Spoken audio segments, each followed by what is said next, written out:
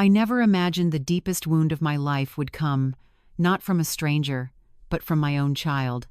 That morning, inside a crowded bank in Dallas, my daughter Laura shoved a stack of papers toward me. Her voice was sharp, cold, nothing like the little girl I once carried in my arms. "Just sign it, Mom. Stop making this difficult." People around us glanced, whispering. My hands trembled as I held the pen. They wanted me to sign away everything, my savings, my security, my future. And standing beside her, my son-in-law Patrick only smirked, as if my life's work was already theirs. But what they didn't know was that I had one last act of courage hidden in my pocket. A small note that could change everything. Friends, please stay with me until the end of this story. What happened next might make you question what family truly means. When Laura pushed that pen into my hand at the bank, everything inside me froze. My body sat there in that stiff chair, but my mind slipped away, rolling back through the years like pages turning in an old photo album. I was 38 the night my world changed. My husband never came home. A drunk driver ended his life in an instant, and mine became a fight for survival. I was left with stacks of bills, a mortgage that felt heavier than the house itself, and a 6-year-old little girl who still needed bedtime stories to fall asleep. Those early years were hard. I worked mornings at the diner, nights cleaning offices. My shoes wore thin, my back ached, but Laura always had what she needed. I skipped meals so she could drink milk and eat fruit. I wore the same winter coat year after year, while she twirled in a bright pink one I bought with money I didn't really have. I remember watching her spin in that coat, smiling so wide, and I thought to myself, this is worth it. When she turned 16, she wanted a car, not a fancy one, just something to get her to school and work. I scrubbed floors on weekends, saved every extra dollar, and bought her an old Honda Civic. The day she drove down our street, windows rolled down, her laughter filled the air like music. For a moment, I forgot about my aching hands and sore knees. College came next. Tuition bills stacked higher than the dishes in my sink. I mortgaged the house again, drained the little savings I had. On the day she walked across the stage in her cap and gown, my tears weren't only pride, they were relief. I whispered, "She will have a better life than mine." Her wedding followed soon after. She wanted it to sparkle, and it did. The church was full of flowers, music, laughter. Guests clapped as she walked down the aisle. Nobody knew I had pawned my mother's locket to help pay for that day. I smiled, hiding the ache, because I believed love meant sacrifice. Later, when Laura and Patrick almost lost their home, they came to me in tears. "Mom, we don't know what to do," she said. I gave them the little I had left in savings. No questions asked.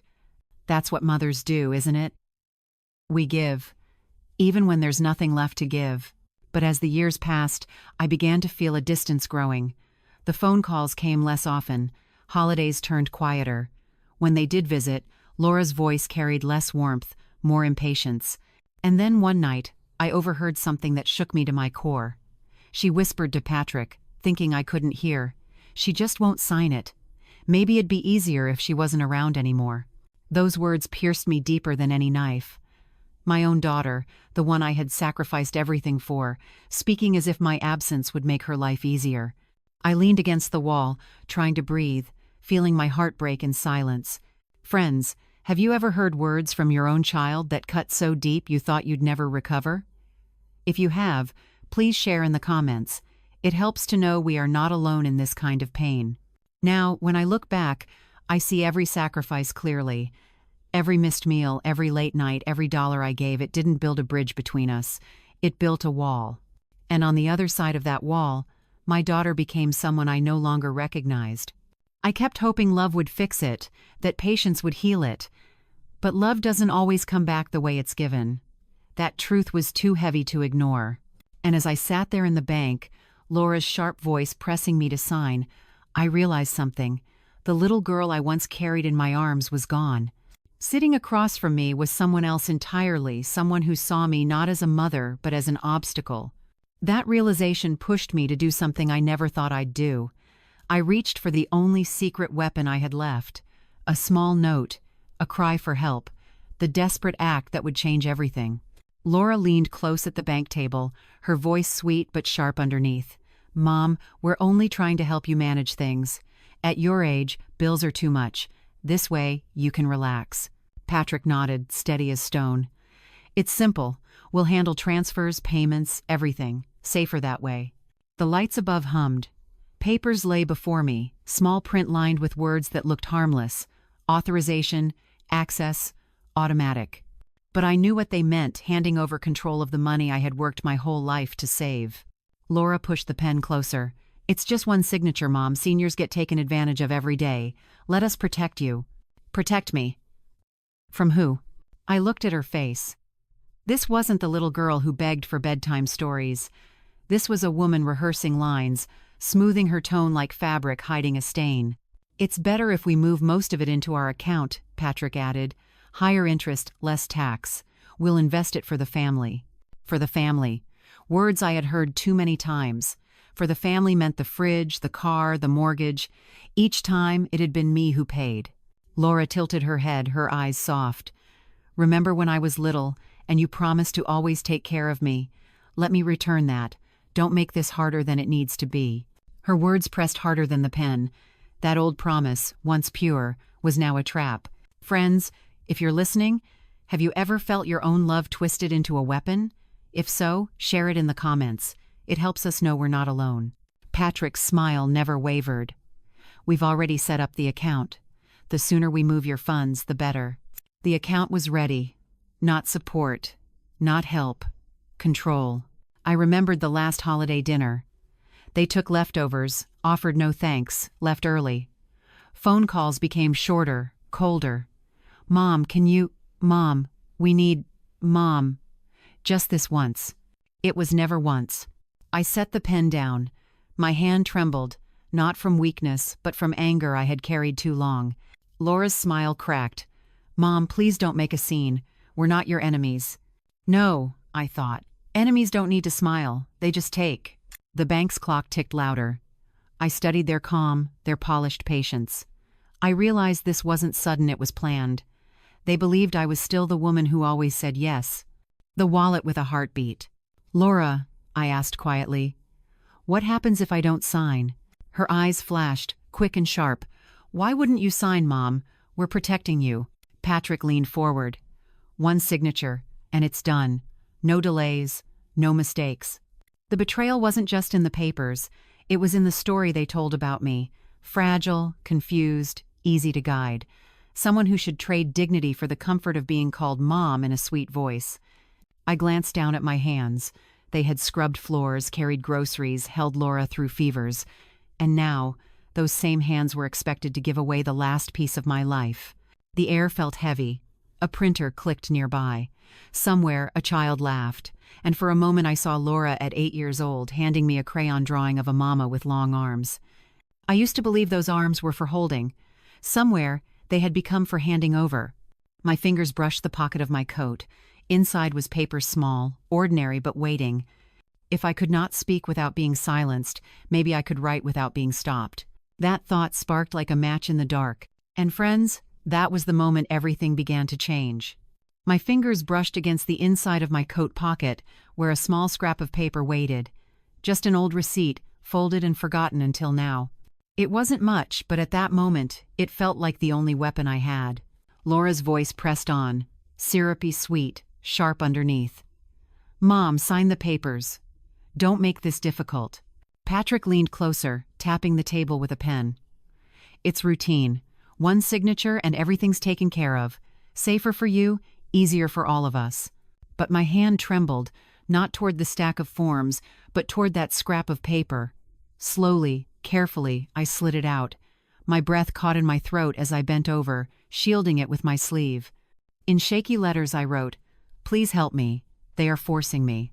The words looked small, but my whole life was inside them. I folded the paper once, twice. My heart pounded so loud I worried Laura might hear it. With as much calm as I could gather, I slid the folded note across the table, nudging it toward Mr. Carter, the bank manager. He had been flipping through documents, his face neutral, the face of a man who'd seen thousands of clients, but when his fingers brushed the note, he glanced up. For the briefest second our eyes met. I saw the question in his gaze. I gave the smallest nod I could manage. Laura didn't notice. She was pointing at another line. "Mom, just your initials here, that's all." Patrick leaned back, smiling like he'd already won. Inside, I was praying, "Please, Lord, let him read it. Let him believe me." Mr. Carter lowered his eyes, opened the note beneath the table. His brow tightened. A pause, then a faint inhale. He looked at me again, and this time, I saw something shift concern, sharp and clear. He closed the folder and cleared his throat. "Mrs. Lewis, before you continue, I'll need to review a few details with you privately." Laura frowned, annoyance flashing across her face. "Is that necessary? We've explained everything." Patrick chimed in, "We don't want to waste her time. She gets tired easily." I bit the inside of my cheek. Tired? Yes, but not foolish, not blind. Mr. Carter's voice stayed calm. "Bank policy. It won't take long." Laura pressed her lips tight, but she didn't argue further. I stood on shaky legs, following Mr. Carter into a small office. The door closed behind us, muting the sounds of the bank lobby. For a moment, all I could hear was the rush of blood in my ears. He unfolded the note. "Mrs. Lewis," he said softly, "do you want me to call security?" Tears sprang to my eyes. "Yes, please, don't let them take everything." My voice cracked, but the relief of being believed steadied me. He nodded once, firm. "Stay here." Through the glass, I could see Laura drumming her fingers on the table, Patrick pacing. Their smiles were gone now, replaced by irritation. They thought I was stalling. They didn't yet realize the ground beneath them was shifting. Mr. Carter spoke quietly with another employee, then gestured to a uniformed guard. My heart raced faster. What if Laura guessed? What if she stormed in before help arrived? I pressed my palms together, whispering a prayer I hadn't said out loud in years. "Friends, let me ask you something. Answer honestly in the comments, just true or false. If your own child looked you in the eye and told you it was for your protection, would you believe them?" I wish I had believed. I wish I could have, but the truth was written all over Laura's face now. Not love, not care, only hunger. Minutes stretched. Then Mr. Carter returned, his expression steady, but his eyes sharp. "Mrs. Lewis," he said loud enough for Laura and Patrick to hear, "we're going to pause this transaction." Patrick straightened in his chair. "Pause? Why?" Laura's head snapped toward me, suspicion cutting through her practiced calm. Mr. Carter continued, "There are concerns that need to be addressed before we proceed further." His tone was professional, but beneath it was steel. The guard stepped closer. Employees moved near, pretending to sort files but watching carefully. The air in the room changed.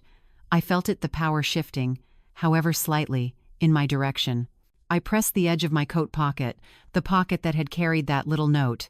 The paper was gone now, but its weight remained in me. For the first time in years, I had said no.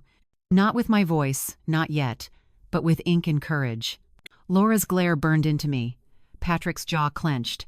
They knew something had slipped from their control. And I knew this moment was more than money. It was about dignity, about a mother who had been silent too long finally finding a way to be heard. The note had saved me once. But now, the real test was about to begin.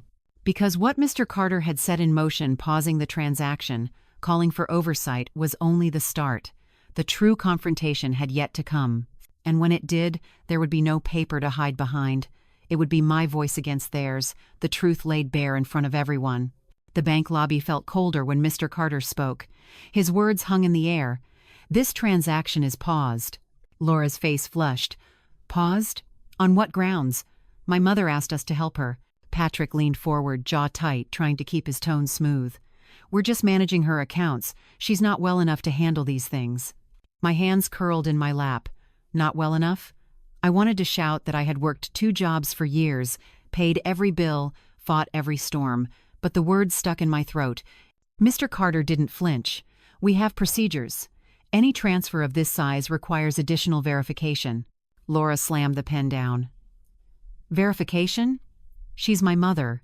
Isn't that enough?" The room had gone quiet. Other customers slowed their steps. A teller's hand froze on the cash counter. The guard moved a little closer. And in that silence, something inside me broke free. I pushed back my chair. My knees wobbled, but my voice found strength. "No," I said. Just that one word, but it filled the room. Laura turned, eyes wide. "Mom?" I stood, palms pressed flat on the table. I will not sign. Patrick's smile slipped. You don't understand, this is for the family? I cut him off, my voice shaking but rising. I've heard those words my whole life. And every time, it meant me giving and you taking. Laura reached for my hand, her voice pleading now. Mom, please, don't embarrass us like this. I pulled my hand back. Embarrass you? Do you know how many nights I skipped dinner so you could eat? How many times I pawned what little I had so you could have more? And now you sit here and tell me I'm not well enough? My chest heaved, but I didn't stop. No more. I will not sign. Not today. Not ever. A hush fell. The guard stood still, watching. Mr. Carter folded his hands, his face unreadable but steady. Laura's cheeks burned red. Mom, you're making a mistake. I lifted my chin. The only mistake I made was thinking love meant never saying no. Patrick muttered under his breath. This is ridiculous. But the tide had turned. I saw it in the eyes of the people nearby, the quiet nods, the sympathetic stares. Strangers saw me not as weak, but as someone fighting for her dignity. Mr. Carter cleared his throat. Mrs. Lewis has spoken.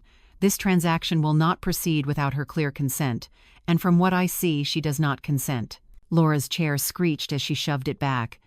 Fine, she hissed. She grabbed her purse, yanking Patrick by the arm. Let's go. He tried to salvage pride with a cold glare at Mr. Carter, but his voice carried no weight. They marched out, doors swinging hard behind them.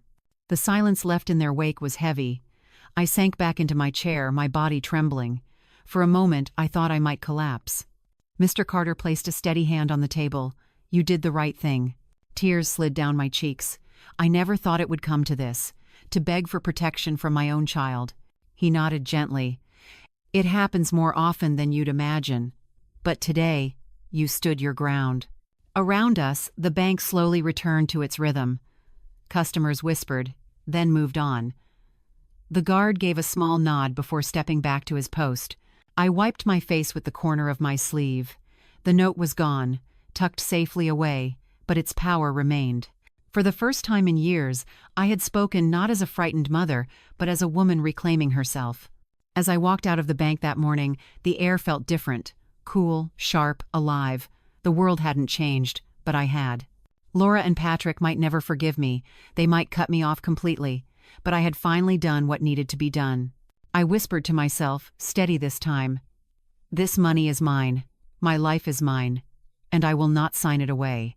And with that, I stepped into the sunlight, unsure of what came next, but certain of one thing. I was free. When I stepped out of the bank that morning, the air felt different. It was the same Dallas sky, the same cars rushing down the street, the same chill in the wind. But to me, it felt like the first breath I'd taken in years. I had walked in trembling, ready to hand over everything I had left. I walked out with nothing signed, nothing stolen. My knees were still weak, my heart still heavy, but I carried something stronger than money. I carried my dignity. The sunlight touched my face as if to remind me, you're still here, you still matter. Of course, the pain didn't vanish. My daughter had left that building with anger in her eyes. I don't know if she'll call again. I don't know if she'll ever forgive me for saying no. A part of me aches at the thought that she might shut me out completely. After all, isn't that every parent's quiet fear that one day the child we loved with everything might walk away without looking back? But there is another part of me, a part that grew louder inside that bank, that says, I have given enough, I have loved enough, and I will not erase myself for the comfort of others, not even for my own blood. That decision didn't just protect my savings, it gave me back a piece of myself I thought was gone forever. Since that day, I've noticed small changes. I sleep a little deeper. I stand a little taller. Even when I pour my morning coffee, I taste it differently, like it belongs to me, not borrowed time. Friends, I wonder, have you ever reached that breaking point? The moment when you realize you can't keep giving without losing yourself? It's not easy. It's not neat. But it's real. I'm not here to tell you what to do with your children, your money, your trust. Every family is different, every wound cut in its own shape. But I will say this, if your heart is whispering that something isn't right, listen, don't wait for someone else to speak for you. I used to believe sacrifice was proof of love, But now, I see love more clearly. Love is not meant to be a chain. It is not meant to silence you or strip you of everything. Love, real love, is freedom. And if the people closest to you cannot give that, then sometimes the bravest thing you can do is step back and say, no more. That's what I did that day in the bank. And though the cost was high, I found something priceless on the other side: myself. So where does my story go from here? I don't know yet. Maybe Laura will call one day. Maybe she won't. Maybe the road ahead will be quiet, but at least I know I'll walk it with my head held high. Now, I want to ask you, if you were in my shoes, would you have done the same? Would you have said no, even if it meant losing your child's affection? Think about it. And if this story touched something in you, if it reminded you of your own struggles, I ask one small favor: show your support by pressing the like button. It tells me I'm not alone, and it helps others like us find this space where our voices matter. But if you don't agree with me, if you think I was too harsh or too stubborn, then leave the number 6 inches the comments. I want to know the truth of how you feel, even if it's different from my own. And if you want to hear more stories like this, stories of parents, of love, of loss, of strength, then subscribe to this channel. Because together, we can build something we all need, a place where our stories are not forgotten. As I finish telling you this, I picture myself back on that bank chair, my hands trembling, my heart breaking, and then I picture myself now standing taller, breathing deeper. The difference was one word, a word I had been afraid to say all my life: no. And maybe that word, spoken at the right time, can save not just money, not just pride, but an entire soul.